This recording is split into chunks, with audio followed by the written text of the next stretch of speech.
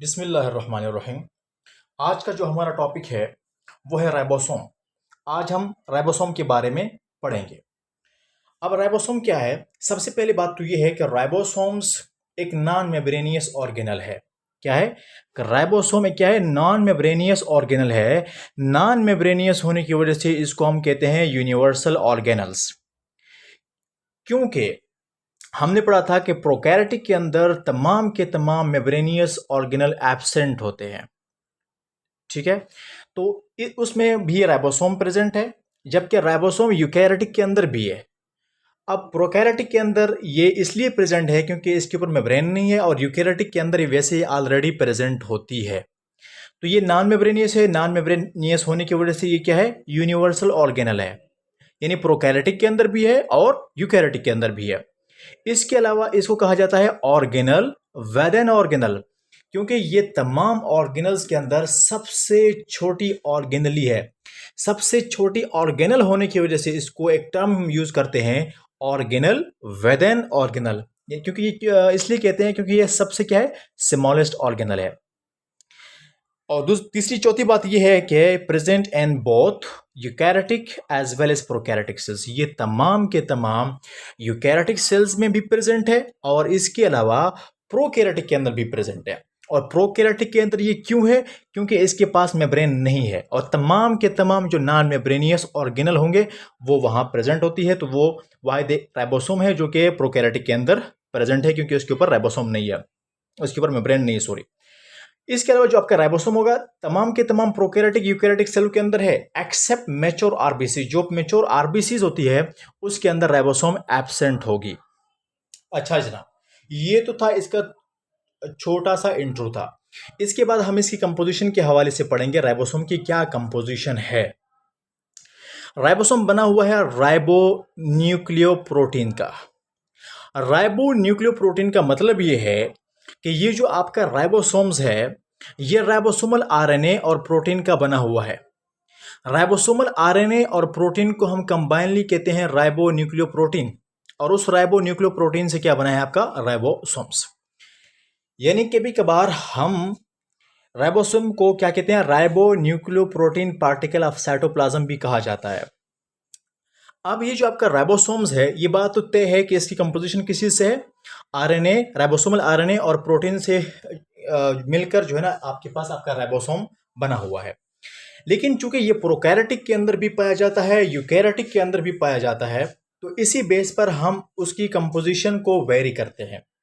किस तरह वेरी करते हैं? यूकैरियोटिक सेल का जो राइबोसोम होगा, चूंकि बना तो ये राइबोसोमल आरएनए और प्रोटीन से, लेकिन इस राइबोसोमल आरएनए और प्रोटीन की कंपोजिशन यूकैरियोटिक में डिफरेंट है, प्रोकैरियोटिक में डिफरेंट है। तो वो हम देखेंगे। यूकैरियोटिक सेल्स के राइबोसोम में जो राइबोसोमल आरएनए है उसकी परसेंटेज है 40%, और जबकि प्रोटीन की जो परसेंटेज है वो है 60%। जबकि प्रोकैरियोटिक का जो सेल होगा, जो प्रोकैरियोटिक सेल होगा, प्रोकैरियोटिक सेल का जो राइबोसोमल आरएनए होगा, उस राइबोसोम का जो राइबोसोमल आरएनए है उसकी परसेंटेज कितनी है? 60% है। और राइबोसोमल जो जो राइबोसोम्स होता है, राइबोसोम्स के जो प्रोटीन की जो परसेंटेज है वो है 40%। तो ये परसेंटेज इसके आगे पीछे है। तो यूकैरियोटिक के अंदर, यूकैरियोटिक सेल में जो आपका राइबोसोम होगा, राइबोसोम के अंदर राइबोसोमल आरएनए की परसेंटेज कितनी है? 40%। प्रोटीन की परसेंटेज कितनी है? 60%। प्रोकैरियोटिक सेल्स की जो राइबोसोम्स है उसमें राइबोसोमल आरएनए की परसेंटेज कितनी होगी? 60। प्रोटीन की परसेंटेज कितनी होगी? 40।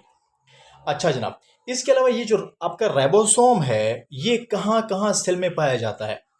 इसकी लोकेशन ये है कि राइबोसोम्स या तो फ्रीली पाया जाएगा सेल के साइटोप्लाज्म में, फ्रीली स्कैटर होगा, या ये अटैच होगा। फ्रीली स्कैटर होता है ये सेल के साइटोप्लाज्म के अंदर। अटैच ये दो चीजों से हो सकता है, या तो आपका रफ एंडोप्लाज्मिक रेटिकुलम से अटैच होगा, या तो आपका न्यूक्लियर जो मेम्ब्रेन है उससे अटैच होगा। मैंने ये छोटा सा सेल ड्रा किया है, ये सेल है, ये सेल की मेम्ब्रेन है, और ये इसके अंदर इसका साइटोप्लाज्म है। और ये जो गोल गोल दायरे हैं जो मैंने ब्लू से शो किए हैं छोटे छोटे, ये आपका राइबोसोम है, साइटोप्लाज्म के अंदर स्कैटर हुए हुए हैं। और ये आपका न्यूक्लियस है, न्यूक्लियर मेम्ब्रेन के साथ भी कुछ राइबोसोम अटैच है, ये आपका एंडोप्लाज्मिक रेटिकुलम है। एंडोप्लाज्मिक रेटिकुलम का जो स्मूथ एंडोप्लाज्मिक जो रफ एंडोप्लाज्मिक रेटिकुलम की साइड है, वहां पर ये छोटे छोटे राइबोसोम्स अटैच है।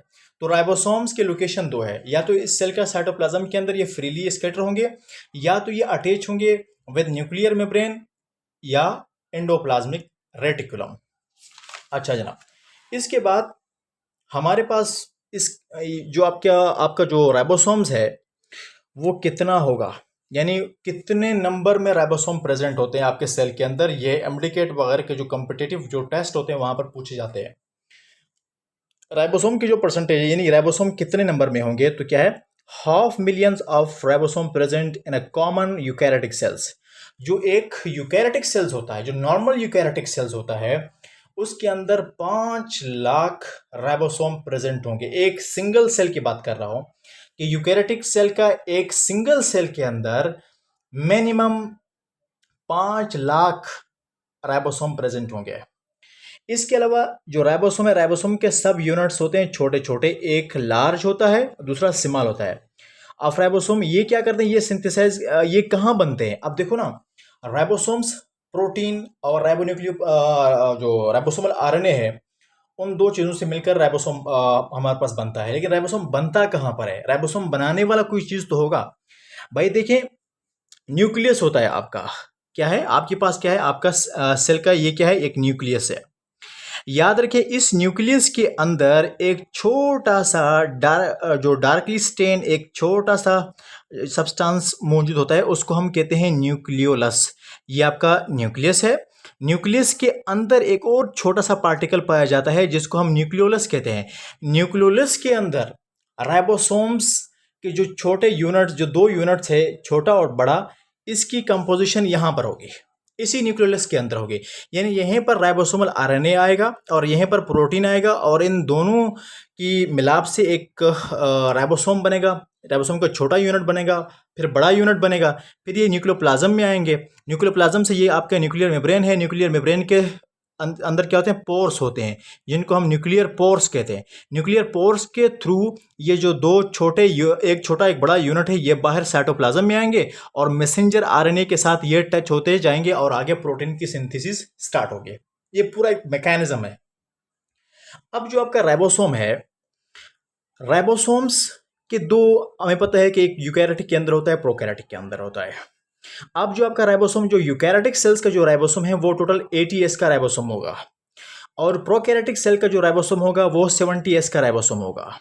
ठीक है, और ये एस, ये 80S, ये 70S, ये क्या है, ये मैं आप लोगों को सब बता दूंगा। अब जो यूकैरियोटिक सेल का जो स्मॉल यूनिट होता है वो 40S का होगा, और फिर यूकैरियोटिक सेल का जो लार्ज यूनिट होगा वो 60S का होगा। अब यहां पर मसला ये है कि अगर स्मॉल यूनिट 40S है और लार्ज यूनिट 60S है, दोनों को जब हम कंबाइन करेंगे तो 100 बनना चाहिए, जबकि ऊपर हमने कितना लिखा है, 80S। भाईजान, इसको हम यहां ना प्लस करेंगे ना माइनस करेंगे। एस होता है सेवडबर्ग यूनिट, या इसको सेडिमेंटेशन कोएफिशिएंट कहते हैं। सेवडबर्ग एक साइंटिस्ट था, उसने इस पूरे दो यूनिट्स को दरियाफ्त किए थे, तो उसके नाम से भी हम कहते हैं कि ये सेवडबर्ग है, एस। और दूसरी बात यह है कि इन यूनिट की हमने सेडिमेंटेशन करवाई थी, तो इसको सेडिमेंटेशन कोएफिशिएंट भी कहा जाता है। अब देखें, हुआ क्या था कि इसने सबसे पहले यूकैरियोटिक सेल ले ली, और सेवडबर्ग ने, और यूकैरियोटिक सेल में से सबसे पहले उसने क्या किया, यूकैरियोटिक सेल का जो राइबोसोम का जो छोटा यूनिट होता है उसको एक टेस्ट ट्यूब में डाला, उसको सेंट्रीफ्यूज मशीन में रखा, और उसको इसके ऊपर सेंट्रीफ्यूगल फोर्स अप्लाई की, और उसको देखा, तो जब ये छोटा यूनिट इसका सेडिमेंट हुआ तो ये 40S पे सेडिमेंट हुआ। 40S असल में उसका जो सेडिमेंटेशन रेट है, उसका स्पीड है कि कितने स्पीड पर ये छोटा यूनिट जाके टेस्ट ट्यूब के बॉटम पर बैठ जाएगा। तो ये जो टेस्ट ट्यूब के बॉटम पर बैठ गया था, ये था जो स्पीड था वो था 40 का, छोटे यूनिट के लिए। फिर इसने क्या किया, बड़ा यूनिट को अलग सा सेडिमेंट किया, उसी तरीके से टेस्ट ट्यूब में डाला, फिर सेंट्रीफ्यूज मशीन में रखा, सेंट्रीफ्यूगल फोर्स अप्लाई किया, तो वो 60 के स्पीड से बैठ गया। तो इसलिए इसने इसको नाम दिया कि जो छोटा यूनिट है वो 40S है, बड़ा यूनिट क्या है, 60S है। फिर क्या किया, फिर इसने कंबाइन ली, ये जो स्मॉल यूनिट है और लार्ज यूनिट है, दोनों को कंबाइनली उसने टेस्ट ट्यूब में रखा।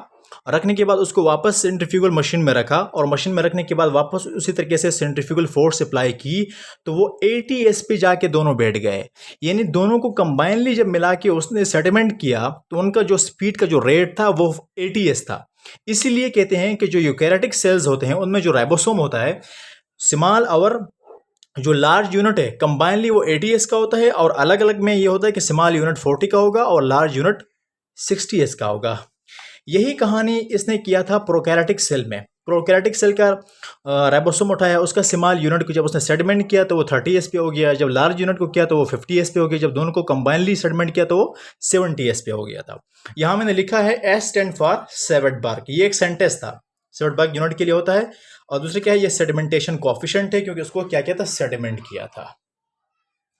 नेक्स्ट लेक्चर के अंदर हम यहां से स्टार्ट करेंगे सब units of ribosomes. Thank you, Allah Hafiz.